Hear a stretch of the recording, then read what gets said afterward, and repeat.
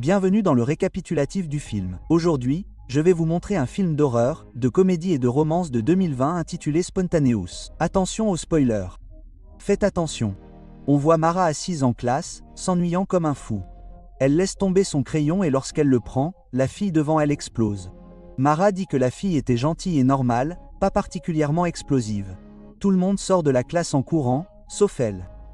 Elles n'ont jamais vraiment été amies, juste camarades de classe.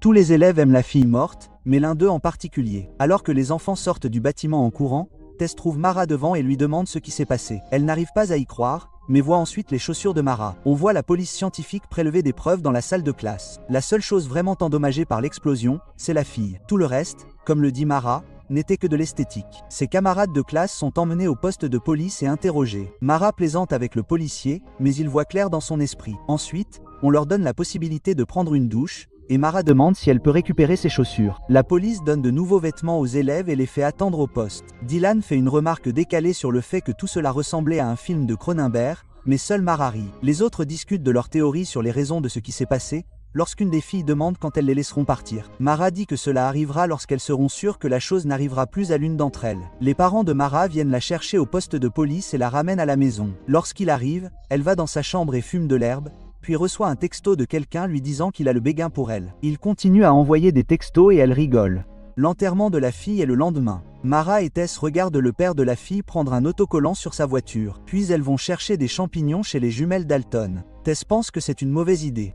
Plus tard, ils prennent un café et Mara met tous les champignons dans son café au lait. Ils sont amis depuis leur plus jeune âge et prévoient de le rester jusqu'à ce qu'ils soient vieux et vivent ensemble dans une maison de plage. Ils parlent de la fille qui est morte lorsque Dylan s'approche et demande à les rejoindre. Il flirte avec Mara et elle se rend compte que c'est lui qui lui a envoyé un texto avant. Dylan leur dit que ce qui s'est passé l'a fait réfléchir à la vie et qu'il veut maintenant la vivre pleinement. Mara tombe malade à cause des champignons et vomit dans les toilettes pendant que Dylan lui tient les cheveux. Elle commence à avoir des hallucinations et lui en parle. Il trouve ça génial. Ces hallucinations continuent toute la nuit et il reste avec elle. Ils parlent de ce qui s'est passé, disant qu'ils ont tous les deux raté ça. Dylan la ramène à la maison et lui propose un rendez-vous. Plus tard, elle et Tess sont allongées dans son lit et discutent. Mara dit qu'elle ne continuera pas à prendre de drogue. Tess lui demande si elle a déjà pleuré et lui dit qu'elle pleure tout le temps. C'est le jour du match de la rentrée et les deux filles arrivent à l'école déguisées. Elle voit que les autres élèves ont construit un sanctuaire pour la fille morte. Lorsque Dylan les rejoint, il reconnaît le costume de Mara comme celui de Carrie. Plus tard, ils discutent tous les deux à la bibliothèque et elle lui demande comment il a eu le béguin pour elle. Il lui dit que tout a commencé le premier jour où il l'a vue et que tout s'est développé à partir de là. Le jour où la fille est morte et que Mara a dit que cela pouvait leur arriver à tout aussi l'a décidé à l'inviter à sortir et à arrêter d'attendre le bon moment. Pendant le match, elle prend des photos des sportifs, attendant que leur maillot s'aligne et qu'ils écrivent quelque chose de sale. Il rit de ses blagues, puis elle lui raconte le moment où elle a réalisé qu'il lui plaisait. Ils passent un bon moment ensemble jusqu'à ce qu'il se passe quelque chose pendant le match.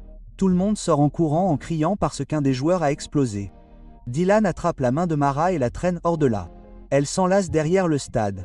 La ville devient un sujet d'actualité important. Les médias ont surnommé ce qui s'est passé la malédiction de Covington. Tess et Mara assistent à la dernière cérémonie commémorative où tout le monde se souvient avec émotion du garçon décédé. Le lendemain, ses parents l'informent que l'école a été annulée indéfiniment. Ils lui disent qu'ils continueront à postuler à l'université, comme elle l'a dit après que tout sera passé. Mara fait une blague en disant qu'ils ne peuvent plus lui dire que leur époque était pire qu'elle aujourd'hui. Ce soir-là, Dylan vient la chercher dans un vieux camion de glace, qu'il a acheté ce jour-là. Il l'a acheté pour faire rire tout le monde. Ils se rendent tous les deux à une fête scolaire en mémoire des enfants décédés, mais sortent rapidement pour se promener. Ils jettent leur boisson car ils pensent que c'est peut-être l'alcool qui a pu provoquer cela. Il rit en se demandant ce qui fait vraiment exploser les adolescents. Au bout d'un moment, il s'arrête et parle de son père. Puis ils s'embrassent. Soudain, ils entendent des cris venant de la maison et vont voir ce qui s'est passé. Un autre élève est mort. Mara et Tess parlent à l'agent Rossetti. Elle ne sait pas non plus ce qui se passe. Rossetti leur demande de l'aide et leur dit de lui apporter quelque chose. Ensuite, elle va voir les jumeaux Dalton et leur dit que l'agent lui a dit d'apporter sa drogue. Mara pense que la raison derrière cela n'est pas que la police pense que la drogue est en fait la cause, mais juste pour vérifier toutes les possibilités. Elle leur dit qu'elle va tout leur acheter. Tous les trois se rendent à l'endroit où les jumeaux cachent leurs réserves. Ils disent à Mara qu'ils vont bientôt quitter la ville et elle leur parle de Dylan pendant qu'elle lui envoie des textos. Soudain, le frère explose. La sœur saute rapidement sur le siège du conducteur et essaie de conduire la voiture quand elle explose aussi.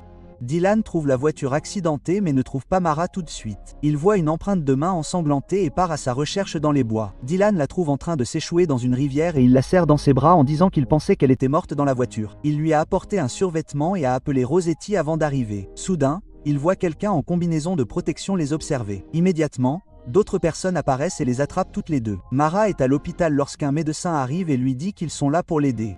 Elle commence à paniquer mais voit Dylan sur le lit à côté d'elle. Ils font une blague sur les extraterrestres ensemble, ce qui embrouille les médecins. Cette nuit-là, Dylan se réveille et lui dit que toute la classe est là aussi. Elle rapproche son lit du sien et il lui raconte les questions que les médecins lui ont posées. Il l'appelle sa petite amie et elle aime ça. Le gouvernement a officiellement mis toute la classe en quarantaine.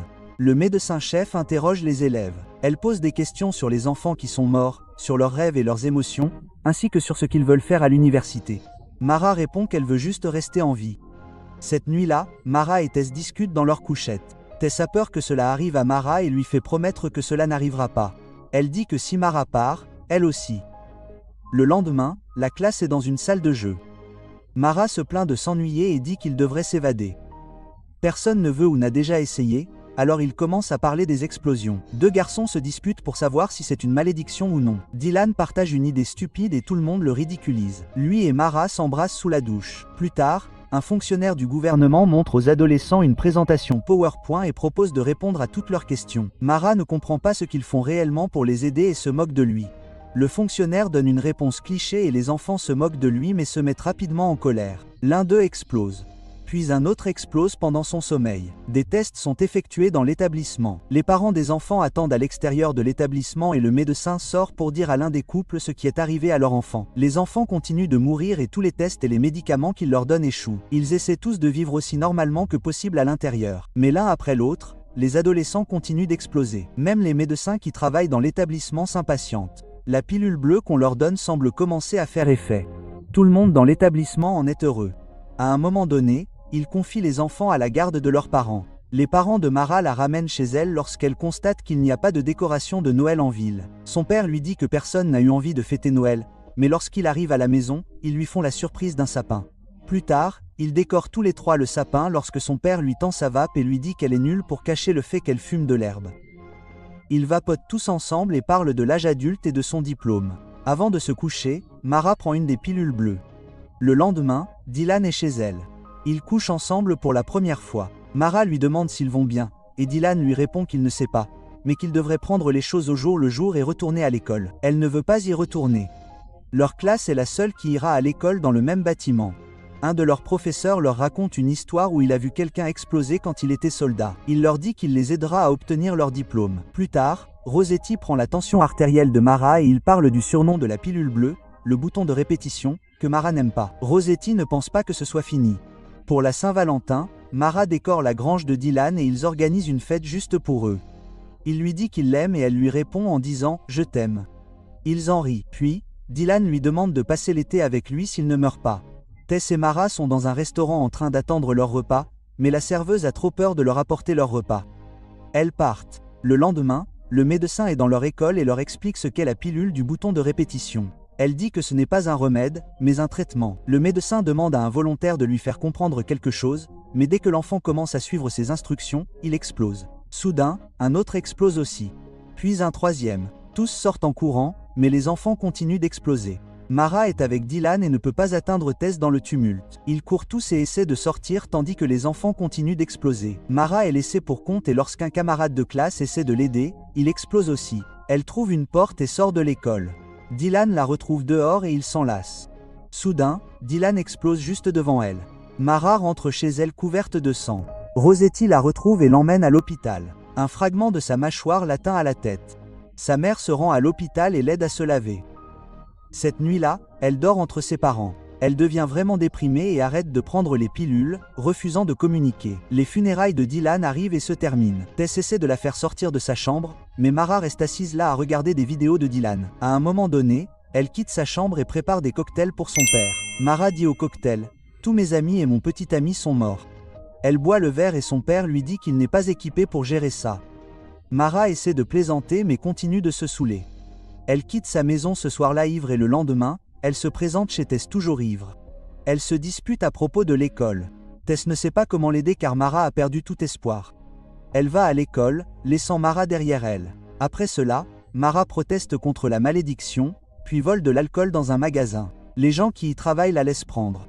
L'agent Rossetti l'attend devant le magasin et lorsque Mara essaie de lui jeter une bouteille de vodka, elle brise sa vitre. Plus tard, elle se dispute avec ses parents à ce sujet et à propos de son état d'ébriété constant. Ils veulent l'aider, mais elle ne veut pas jouer le jeu et les réconforter, sachant qu'elle aussi pourrait bientôt mourir. Mara se rend dans sa chambre et pense à aller au bal de promo, mais elle entre ensuite sur un forum où d'autres élèves parlent de la malédiction de Covington.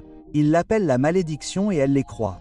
Mara se rend à son école et visite le mémorial de la première fille, puis sa salle de classe, et enfin l'endroit où Dylan est mort. C'est le soir du bal de promo et Mara est assise sur une balançoire. Tess la rejoint et elle recommence à parler de leur avenir. Elle dit à Mara qu'elle quitte Covington ce soir-là. Avant de partir, Tess dit à Mara qu'elle sera toujours sa meilleure amie. Mara finit par arriver ivre au bal de promo. L'ambiance à l'intérieur est horrible. Chacun fait son truc et elle en rit, puis va prendre le punch. Ses professeurs ne font rien. Elle l'emporte avec elle et le boit seule. Plus tard, elle monte sur scène et dit qu'elle est désolée d'avoir tué tout le monde. Désolée d'être la malédiction. Mara dit qu'elle se déteste d'avoir blessé tout le monde et accepte ensuite son diplôme. La fille qui la suit dit la même chose et Mara l'a eu. Soudain, d'autres filles disent la même chose. Mara se rend au cimetière pour se rendre sur la tombe de Dylan. Elle lui dit qu'elle l'aime aussi et s'allonge sur sa tombe. Sa mère la trouve là et lui demande de la rejoindre, puis s'allonge à côté d'elle. Mara s'excuse de ne pas être venue à l'enterrement et raconte à sa mère la première fois où elle a passé du temps avec Dylan. Sa mère dit qu'il lui a dit qu'il lui avait tenu les cheveux et la fille lui demande si elle pensait que c'était une mauvaise nouvelle. La mère dit qu'elle pensait juste que Mara souffrait beaucoup et qu'elle ne savait pas comment gérer cela. Mara lui dit qu'elle a l'impression d'être en train de mourir et qu'elle a tout le temps peur. La mère de Dylan dit que la vie est parfois comme ça et qu'aucun des enfants ne méritait ce qui lui est arrivé. Mara lui demande si elle va bien et quand elle secoue la tête, la fille la serre dans ses bras. Elle rentre à la maison le lendemain avec ses parents qui l'attendent. Mara s'excuse auprès d'eux et ils se réconcilient. Finalement, elle enlève son bandage et se souvient de Dylan en regardant la cicatrice. Après quelques mois, l'explosion s'arrête. Mara dit au revoir à Rossetti. Elle continue d'appuyer sur le bouton de répétition et continue sa vie. Mara part pour l'université dans le camion de Dylan. Ses parents s'inquiètent de savoir si c'est sûr, mais la laissent quand même partir. Ils lui disent au revoir et elle s'en va. Elle passe devant l'école qui va être démolie. À la fin de l'année scolaire, 31 élèves sont morts. Mara a survécu même si elle ne sait pas pourquoi. Elle dit que la leçon à retenir est que tout le monde meurt et qu'il faut vivre sa vie comme on l'entend. Mara peut imaginer son avenir, ce qu'elle fera et le garçon avec qui elle sortira ou qu'elle épousera. Elle pense même qu'elle sera mère ou peut-être même présidente un jour. Au bout du compte, de mauvaises choses vont arriver. C'est inévitable. Elle ne va pas gâcher sa vie à attendre quelque chose qui pourrait ne jamais arriver pour elle. Mara imagine un avenir où elle et Tess vieilliront ensemble dans la maison de plage qu'elle voulait. Elle n'aura plus peur car elle pourrait mourir à tout moment et vous aussi. N'oubliez pas de vous abonner et d'activer les notifications pour pouvoir regarder plus de vidéos comme celle-ci. Merci de votre attention.